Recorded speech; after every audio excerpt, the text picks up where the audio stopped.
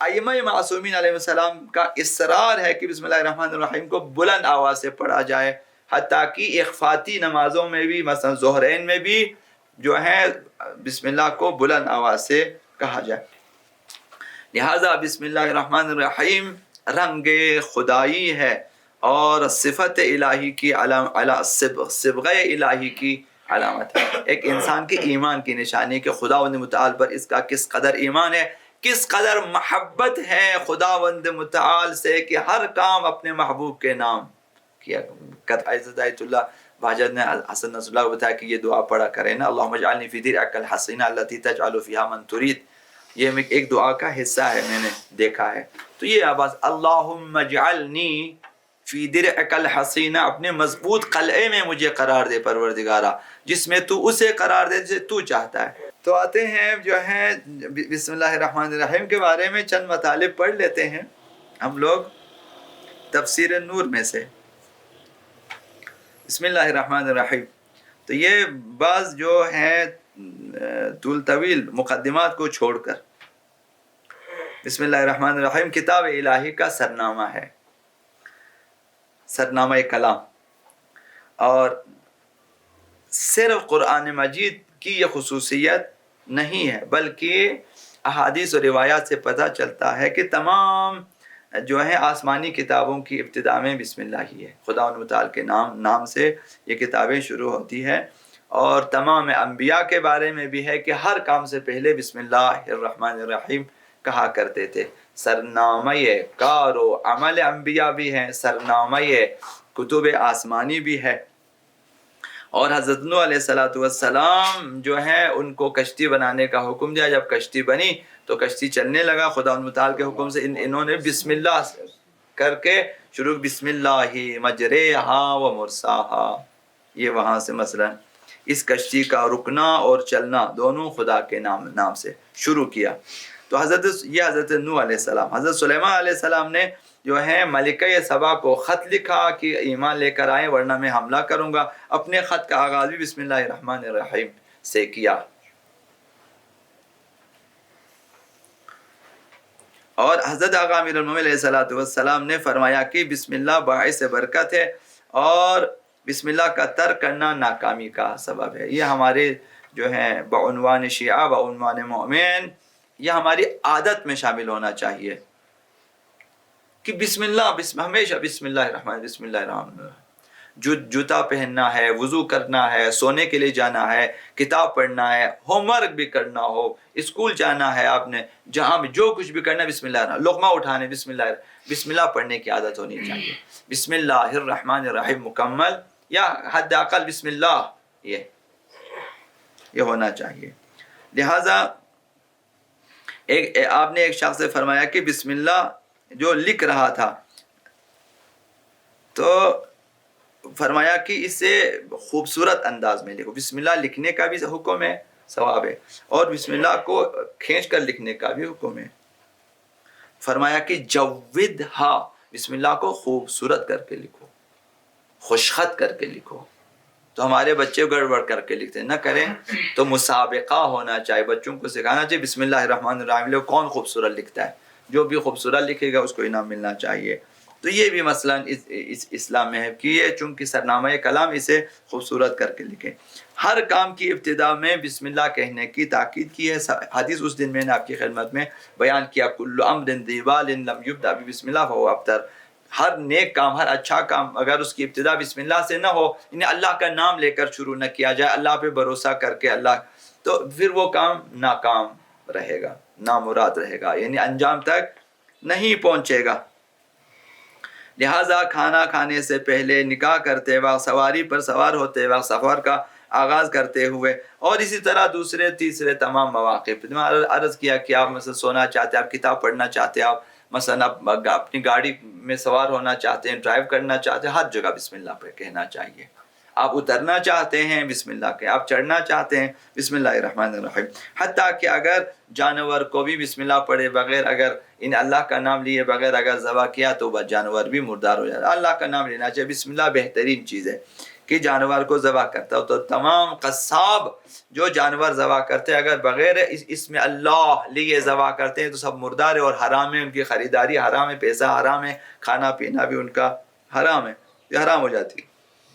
تو یہ اس بات کی علامت ہے کہ انسان کی خوراک کا بھی ایک مقصد ہوتا ہے، اور توحید پر ایمان رکھنے والے کو چاہیے کہ وہ الہی جہت کو اپنائے. کھانا کھاتے وقت بسم اللہ بھی اللہ کے لیے، اللہ کے نام سے آپ کھانا شروع کریں تاکہ میرا کھانا بھی اللہ کی خاطر ہے، میرا سونا بھی اللہ کی خاطر ہے. تو خدا کا نام لینا چاہیے. تو اس قدر تاکید ہے. حدیث میں آیا کہ بسم اللہ کو فراموش نہ کرو، حتیٰ کہ شعر کا ایک مصرع بھی لکھنا ہو تو پہلے بسم اللہ لکھو، بسم اللہ الرحمن الرحیم، پھر اس کے بعد شعر لکھو.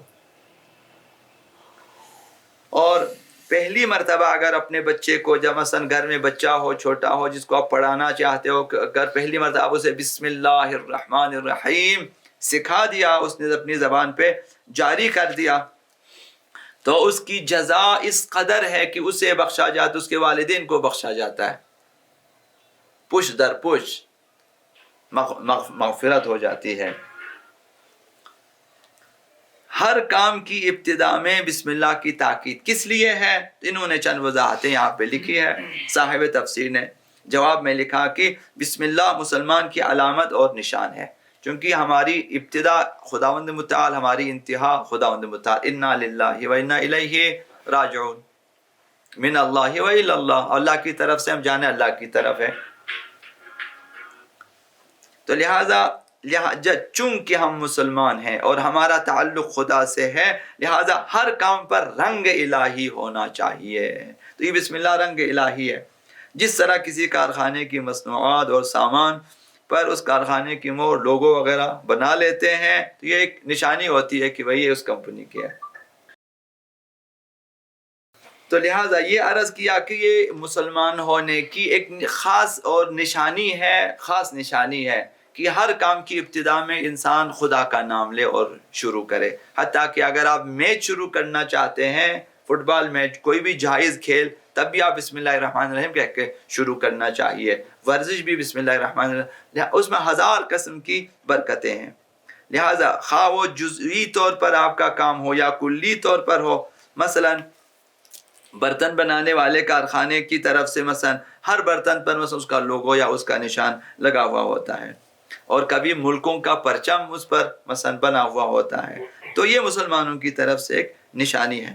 ایک سوال یہ ہے کہ بسم اللہ الرحمن الرحیم ایک الگ آیت ہے، جو ہے ایک الگ مستقل آیت ہے یا نہیں ہے، صرف تبرکاً انسان کو پڑھنا چاہیے؟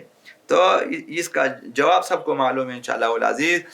تمام شیعہ فقہا کا حد اقل سورہ حمد کے بارے میں یہ ہے کہ یہ آیت، یہ سورہ حمد کا جز ہے، سورہ حمد کا جز ہے. تو یہ ایک آیت، اکثر ہمارے فقہا کا نظریہ یہ ہے کہ پورے قرآن میں بسم اللہ خود ایک مستقل آیت ہے، ہر سورہ کا جز بھی ہے.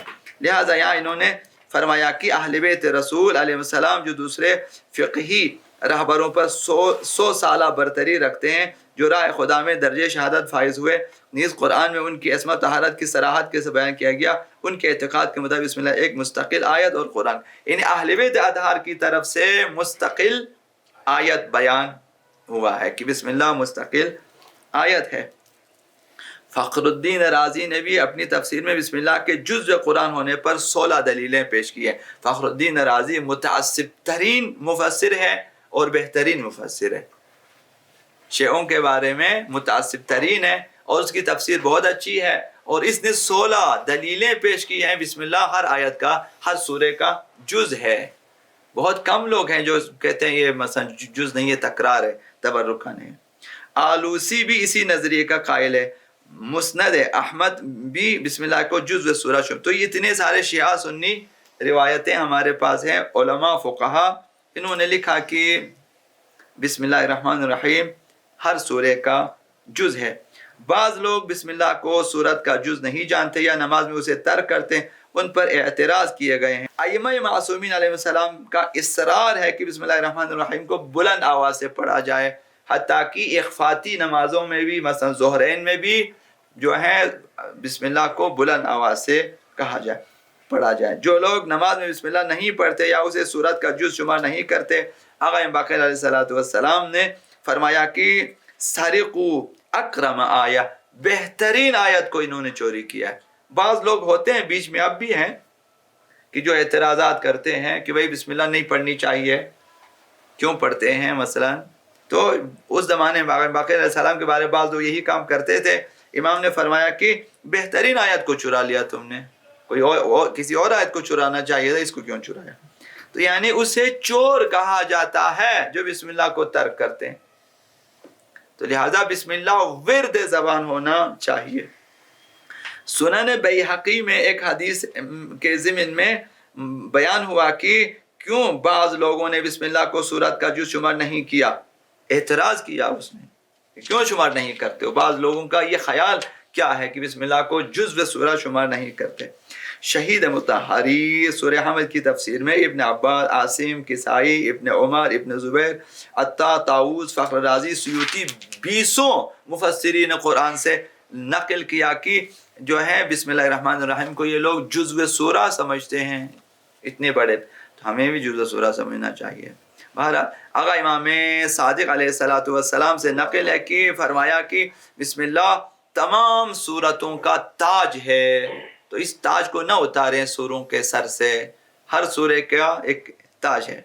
لہذا سورہ براءت میں بسم اللہ نہیں، شروع میں بسم اللہ نہیں ہے، آغاز سورہ براءت اس سے جو ہے خدا نے بسم اللہ کو ہٹا لیا ہے کہ جب جس نے اس سورے کو شروع کرنا ہے تو بسم اللہ نہ کہا جائے۔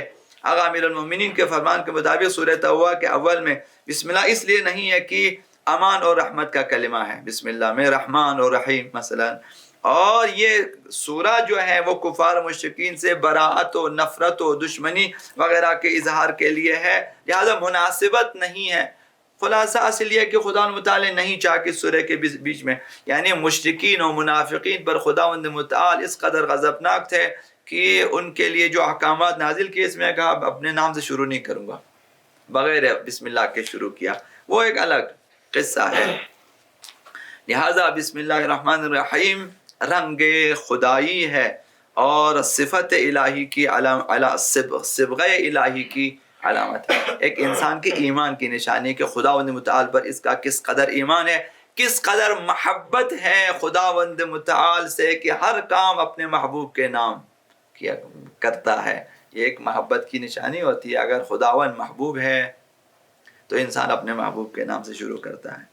لہٰذا جو ہے یہ موحدین کی ایک نشانی ہے۔ آقا امام رضا نے فرمایا اسم اللہ یعنی خدا کی بندگی کے نشان کو اپنے اوپر لگایا، بسم اللہ الرحمن الرحیم لکھا آپ نے یا پڑھا آپ نے، یعنی بندگی کا نشان لگا دیا آپ نے اپنے کہ میں بندہ ہوں، وہ خدا ہے۔ بسم اللہ سے کسی کام کا آغاز یہ توحید کی علامت ہے، غیر خدا کے نام کے ساتھ آغاز کفر کی علامت ہے۔ جیسے دوسرے تیسرے لوگ کچھ پیتے ہیں محبوب کے نام پہ اپنے، مثلا ان کے نام پہ، چونکہ وہ پسند ہے تو ان کے نام پہ شروع کرتے ہیں۔ لہذا خالق اور مخلوق کے نام ملا کر ان سے کام کا آغاز کرنا شرک کی علامت ہے۔ ملانا بھی نہیں چاہیے، خدا اور اس کے نام پہ شروع کرتا ہوں، نہیں، ایسا نہیں کرنا، صرف خدا کے نام پہ شروع کرنا چاہیے۔ بس خدا کے نام کے ساتھ دوسروں کا نام نہ لیا جائے، اور نہ ہی اس کی وجہ نہ مستقل دوسروں کے نام سے کام کا آغاز کرے، نہ خدا اور دوسروں کو ملا کر کام کا آغاز کیا ہے، صرف خداوند متعال کے نام سے آغاز کیا جائے۔ نہ صرف اس کی ذات بلکہ نام بھی شرک سے منزہ ہونا چاہیے۔ جب آپ نے نام لینا ہو تو سب بھی خداوند متعال کے نام کے ساتھ کسی کو شریک نہ کریں، بسم اللہ الرحمن الرحیم، اب اس کے ساتھ کسی اور کا بھی شامل نہ کرے۔ لہذا سبح اسم ربک الاعلی، یعنی اسم پروردگار کو اسم محمد کے ساتھ ملا کر کسی کام کی ابتدا بھی نہ کریں کہ میں اللہ اور رسول کے نام سے شروع کروں، یہ بھی ٹھیک نہیں ہے کہ پیغمبر کو اپنا مقام پہ رکھیں، خدا متعال کو اپنے مقام پہ رکھیں۔ لہذا سبح اسم ربک الاعلی، اپنے پروردگار کے نام کو بھی منزہ رکھیں، یہ جو ہے۔ لہذا بسم اللہ بقا اور دوام کی علامت ہے، چونکہ خداوند متعال کو بقا ہے۔ جب آپ اللہ کے نام سے شروع کریں اس کا مطلب ہے آپ کے کام کو بھی انشاءاللہ دوام ملے گا۔ تو ایک ایسی ہستی کے نام سے شروع کریں جو ہمیشہ ہمیشہ ہے، قائم و دائم ہے، ازلی و ابدی ہے۔ کل شیء ہالک الا وجہہ، ہر چیز نے فنا ہونا ہے، تو فانی چیزوں کے نام سے کیوں شروع کریں؟ وجہ پروردگار باقی رہنے والا، ذات پروردگار، اس کے نام سے شروع کرنا چاہیے۔ تو بسم اللہ الرحمن الرحیم سے آغاز کرنے کا ایک ہدف یہ ہے کہ جو ہے باقی اور جاوید اور ازلی اور ابدی پروردگار کے نام سے شروع کیا جائے۔ ادھر آپ نے کسی فانی شخص یا چیز کے نام سے شروع کیا، چند سال بعد وہ ختم ہو گیا، پھر آپ کے شروع کرنے کا وہ تمام چیزیں ختم ہو جائیں۔ بسم اللہ الرحمن الرحیم، خدا سے عشق اور محبت اور توکل کی علامت ہے۔ جو رحمان الرحیم کے ساتھ جو ہیں عشق اور محبت رکھتے ہیں اپنے کام کو اس بھروسے کے ساتھ کہ وہ قائم و دائم ہے اور نہ بھولنے والی ہستی ہے، اس کے نام سے شروع کرے، اور وہ رحمان الرحیم بھی ہے۔ تو کیا یہ بہتر ہے کہ انسان ایک ایسی ہستی کے نام شروع کرے جو ہمیشہ باقی ہے، جو سب کو دیکھتا ہے، جو خود کوئی بھی جو ہے نیاز نہیں رکھتا، اور رحمان الرحیم بھی ہے۔ برکت ہی برکت ہے، تاکہ انسان ہمیشہ رحمت پروردگار کی طرف متوجہ رہے۔ بسم اللہ الرحمن الرحیم، رحمت پروردگار۔ تکبر سے دوری کی نشانی ہے بسم اللہ الرحمن الرحیم، چونکہ عجز ہو کہ میرا اپنا کوئی کچھ بھی نہیں ہے، اللہ کے نام شروع کرتا ہوں تاکہ یہ کام اپنے انجام کو پہنچے۔ بسم اللہ میں یہ فلسفہ ہے اور یہ غرض و غایت بھی ہے کہ وہ کام انجام کو پہنچ جاتا ہے۔ ہر وہ کام جسے آپ نتیجہ تک لے جانا چاہتے ہیں، حقیقتاً صدق دل سے، دل کی اتھاہ گہرائیوں سے اللہ کے نام سے شروع کریں۔ سرسری طور پر بھی ایک دفعہ دقت کریں کہ میں اللہ کے نام شروع کرتا ہوں، مجھے یہ کام آخر تک لے کے جانا ہے، بسم اللہ الرحمن الرحیم، بھرپور توجہ کے ساتھ، انشاءاللہ وہ کام آگے تک چلا جائے گا۔ تو لہٰذا جو ہے تکبر و غرور وغیرہ سے دوری ہے کہ میرا اپنا کچھ نہیں ہے، صرف اللہ کے۔ اب بندگی اور عبودیت کے راستے میں پہلا قدم یہی ہے، بسم اللہ الرحمن، اللہ کے نام سے شروع کرتا ہوں، رحمان الرحیم ہے، میں بندہ ہوں، میں اس کی طرف۔ شیطان کو بھگانے کا ذریعہ بھی ہے۔ جو شخص یہ سمجھتا ہے خدا اس کے ساتھ ہے تو شیطان اس پر اثر گزار نہیں ہو سکتا۔ لہٰذا انسان کو ایک اندرونی توانائی ملتی ہے کہ میں خدا کے نام سے شروع کر چکا ہوں، بس اللہ میرے ساتھ ہے، رحمان الرحیم میرے ساتھ ہے، لہٰذا شیطان کارگر نہیں ہو سکتا۔ تو شیطان کو دور رکھنے کا ایک جو ہے اسلحہ بھی بسم اللہ الرحمن الرحیم، اور بسم اللہ کاموں کے پاکیزہ ہونے کا عامل اور ان کے پورا ہونے کے یقین کا موجب بھی ہے۔ ایک تو بسم اللہ پڑھنے سے پاک ہو، جس طرح بعض نے پانی پہ دم کر کے دیکھا کہ بسم اللہ پڑھنے سے پانی فلٹر ہو جاتا ہے، صاف ہو جاتا ہے، جو انہوں نے جو ہے ذربین میں دیکھا، اسی طرح ہر کام میں پاکیزگی پیدا ہو جاتی ہے۔ اور چونکہ خداوند متعال کے نام سے شروع کیا، وہ مددگار بھی ہے، تو ہمارا کام پورا بھی ہوگا، تو یہ یقین حاصل ہوتا ہے۔ بسم اللہ ذکر خدا ہے، یعنی اے خدا میں نے تجھے فراموش نہ کیا، یہ ایک بسم اللہ یعنی آپ نے خدا کو یاد کیا، ایک ذکر بھی ہو گیا کہ خدا کو یاد رکھا، خدا بھی آپ کو یاد رکھے گا۔ بسم اللہ آپ کی نیت کی نشانی اور علامت ہے، یعنی خدایا تو ہی میرا ہدف ہے، تو ہی میرا مطلوب ہے، مجھے عام افراد، طاغوت، رنگینی دنیا اور نفسانی خواہشات سے کوئی رغبت نہیں ہے، میں تیرے نام سے شروع کرتا ہوں، بندگی محض۔ اور آخری چیز آقا امام رضا علیہ السلام نے فرمایا کہ بسم اللہ اللہ کا اسم اعظم بھی ہے۔ اب یہ خدا بہتر جانتا ہے چونکہ البتہ لفظ کلمہ اللہ یہ مستجمع جمیع صفات ہے، یہ آپ کو پتہ ہونا چاہیے کہ بسم اللہ میں جو اللہ ہے، اللہ یعنی نام معنی ہی یہی ہے کہ ایسی ہستی جس میں تمام اچھائیاں، تمام کمالات جمع ہوں، اس لیے کہتے ہیں مستجمع جمیع صفات، اسی کو اللہ کہا جاتا ہے۔ تو یہ ایک معنی ہے، تو لہٰذا اسم اعظم اس عنوان کے تحت ہے۔ فرمایا کہ آنکھ کی سیاہی اور سفیدی کی قربت سے زیادہ قریب ہے۔ بسم اللہ کا اسم اعظم سے قربت اور نزدیکی اس قدر جس طرح آپ کی آنکھ میں جو آپ جو ہے سفیدی اور سیاہی نزدیک ہے یعنی متصل ہے، اسی طرح بسم اللہ اسم اعظم سے متصل ہے. یعنی سمجھو کہ آپ نے اپنے کاموں کی ابتدا اسم اعظم سے کیا ہے اور اسم اعظم کی تاثیر بہت ہی عظیم ہے. لہذا بسم اللہ الرحمن الرحیم سے ہمارے کاموں کا آغاز ہونا چاہیے. اور بسم اللہ الرحمن الرحیم کا آسمانی کتابوں کے شروع میں ہونے سے مراد یہ ہے کہ ہدایت صرف اللہ کی مدد سے ممکن ہے، چونکہ وہ کتاب ہدایت ہے. ابتدا بسم اللہ الرحمن الرحیم مطلب یہ ہے کہ اس کتاب میں جتنی ہدایت ہے وہ اللہ کی طرف سے ہیں. لہذا بسم اللہ وہ کلمہ ہے جس سے خداوند متعال کی بات اس کے بندوں سے اور بندوں کی بات اس کے پروردگار سے شروع ہوتی ہے. انہیں خالق اور مخلوق کے درمیان مکالمے کا آغاز اللہ کے نام سے ہوتا ہے. تو اسے یاد رکھنا چاہیے. رحمت الہی اس کی ذات کی طرح ابدی اور ازلی ہے. خداوند متعال خود ازلی اور ابدی ہے، رحمت بھی ازلی اور جب تک جو خدا ہے، چونکہ یہ جو ہے صفات ذاتی خدا ہے، ذاتی خدا ان ہمیشہ ہے، چونکہ ذات خدا ازلی اور ابدی ہے تو رحمانیت بھی رحیمیت بھی ازلی اور ابدی ہے.